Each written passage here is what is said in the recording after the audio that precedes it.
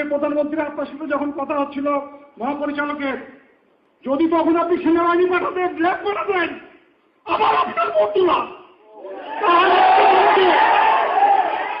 তারা তরবরভাবে ঢুকেছে আধা ঘন্টা পরে, এবং তারা কিলিং শুরু করেছে 11:30 থেকে 11টার পরে। তার আগে কাউকে মানে নাই। কিন্তু যদি র্যাব সেনাবাহিনী এই একজন থেকে এইটুকু যদি 1 ঘন্টার মধ্যে ঢুকতে না পারে, সেই সেনাবাহিনী আমাদের দরকার নাই,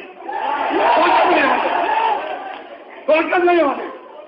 আমরা অসহায়ের মতো ওখানে বসে আছি, সবাইকে বলা হচ্ছে, সবাই আমাকে বলছে আসছে আসছে, কেউ আসলো না।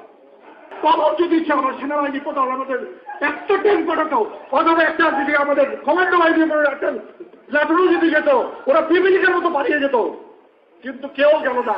অসহায়ের মতো আমার অফিসারগুলো সব মেরে ফেললো, সব মেরে ফেললো।